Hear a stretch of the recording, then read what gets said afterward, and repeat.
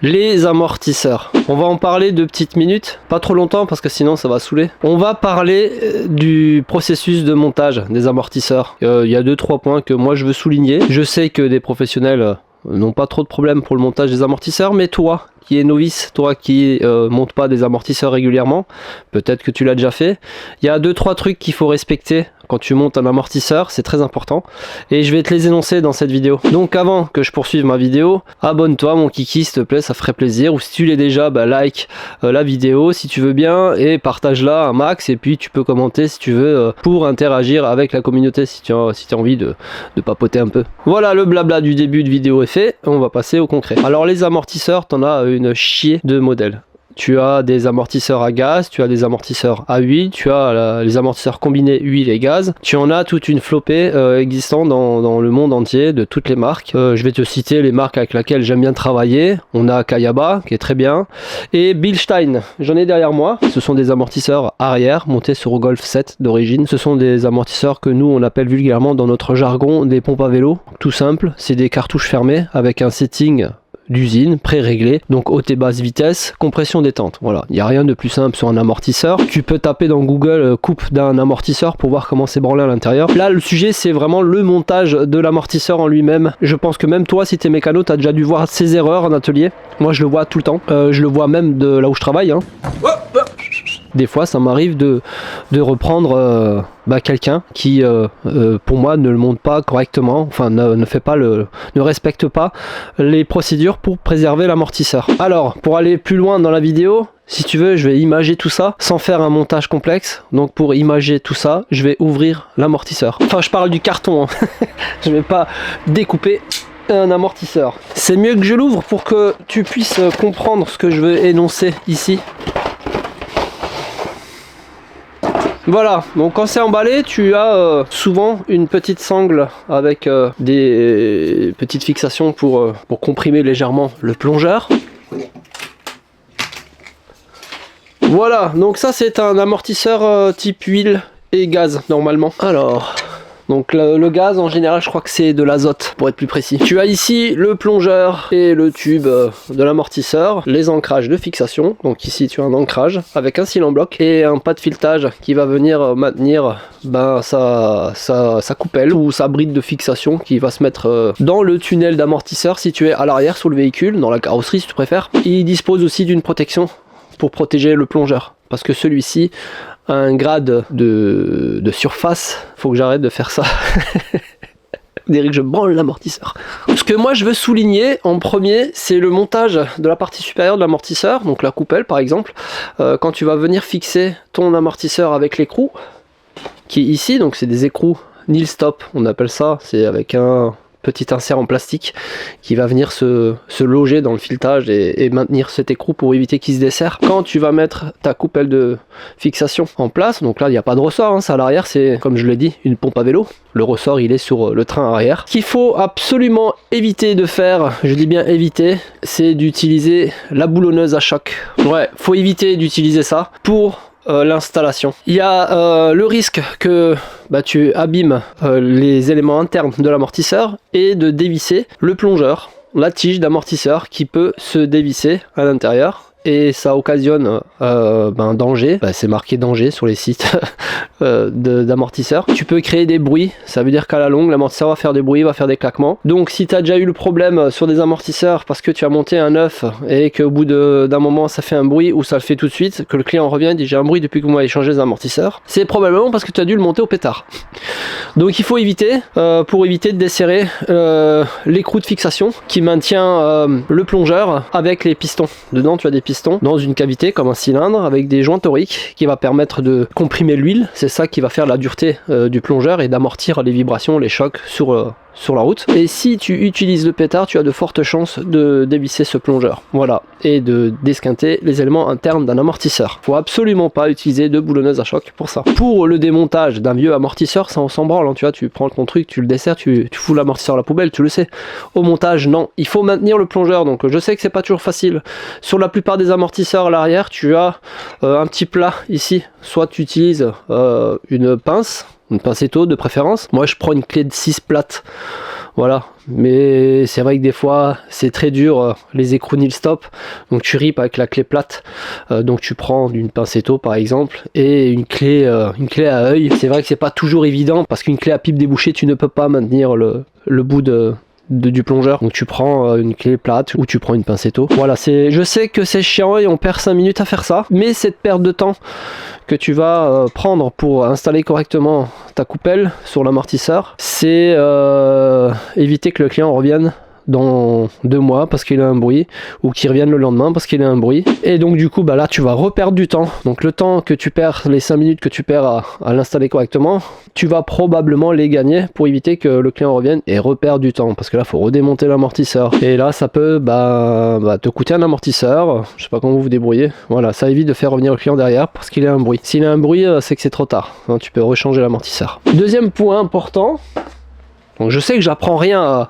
à des techniciens, hein. Je parle là vraiment pour les novices, ceux qui les installent eux-mêmes chez vous à la maison, surtout les arrières qui sont les plus simples à installer. C'est l'ancrage sur l'essieu. Tu as un cil en bloc ici, dans un œil. Il faut absolument ne pas le serrer, roue levé. Pourquoi? Parce qu'en fin de compte, ici tu vas pincer ta douille là, donc ton entretoise, tu vas le pincer, et quand tu vas reposer le véhicule, il y a une légère torsion de ce caoutchouc. Cette torsion, faut l'éviter. Cette torsion, elle doit se faire quand tu lèves la roue, parce que c'est temporaire. Le véhicule, il est en permanence sur les roues, hein.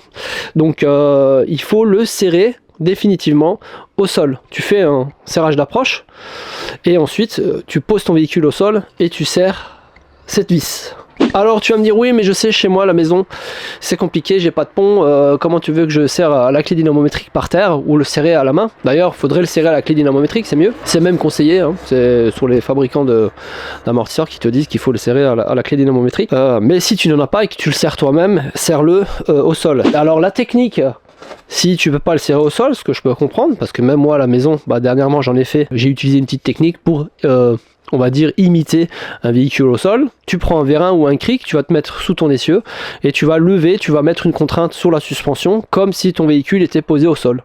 Une fois que tu as monté ta suspension, on va dire de façon simulante, je sais pas si ça se dit, de façon à ce que on a l'impression que le véhicule soit posé au sol. Là tu as de la place puisque la roue est déposée et tu peux faire ton serrage définitif. Voilà, là tu es sûr de préserver ton cil en bloc. Nous au garage on les pose sur les ponts à géométrie par exemple pour faire les serrages définitifs, ou alors on utilise des vérins de fosse et on gagne du temps aussi comme ça. Le but c'est pas de vraiment gagner du temps dans ce métier, c'est de faire ça proprement pour éviter les retours et l'usure prématurée des pièces. Voilà, notre métier c'est ça. Je sais que c'est la course au timing, moi c'est pas mon école à moi, c'est pas mon dada de chercher la productivité, c'est de chercher en premier la qualité. Sur le long terme, je peux te le garantir, ça pérennise un atelier, ça permet d'éviter les retours en permanence et de gérer un temps perdu parce qu'il faut redémonter, ça coûte de l'argent. Donc tu gagneras plus de temps en perdant à la première installation.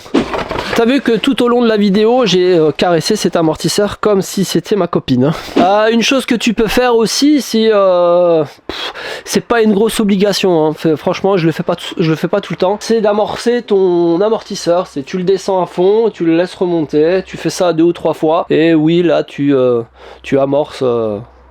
C'est des cartouches fermées, je crois que ça sert même à rien en vrai. Et avant de faire cette vidéo, j'ai quand même cherché des données, hein, parce que j'ai pas la science infuse, tu vois ce que je veux dire frérot. Et ils en parlent pas, hein. Donc cartouche fermée, y a pas de problème. Quand on fait référence à Bilstein, là comme je viens d'en parler, on fait souvent référence aux amortisseurs sport sur les véhicules. Alors oui, c'est leur métier ça, c'est leur dada d'ailleurs, c'est ce qu'ils font de mieux.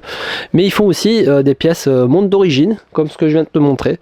C'est un chouïa plus cher que d'autres marques, pour ne pas citer Kayaba, Monroe par exemple, ou Sachs. C'est un peu plus cher, mais c'est très quali, c'est mes préférés, c'est ce que j'adore monter moi. J'ai très peu de mauvais retours sur ce type d'amortisseur. Voilà, c'est au même titre que Öhlins par exemple. Bon, Öhlins c'est quand même un cran au-dessus, enfin pour mon avis à moi. Comme Koni, il y a aussi cette marque qui est connue, mais on en voit de moins en moins. Kayaba aussi fait de la compétition, mais en monte routier là, ça c'est très abordable et c'est quand même mieux que ce qui existe là aujourd'hui.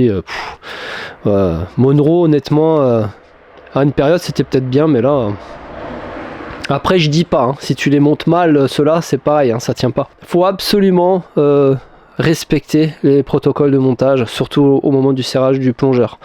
Voilà, ça il faut absolument pas prendre une pince non plus sur le plongeur. Comme je t'ai montré, il y a un grade de surface qui est très lisse. Si tu prends une pince, c'est baisé, hein. Donc quand il va passer le joint dans la cartouche, je suis pas sûr qu'après il va pas fuir, hein. Si il va fuir, c'est sûr. Donc évite de prendre une pince pour maintenir le plongeur.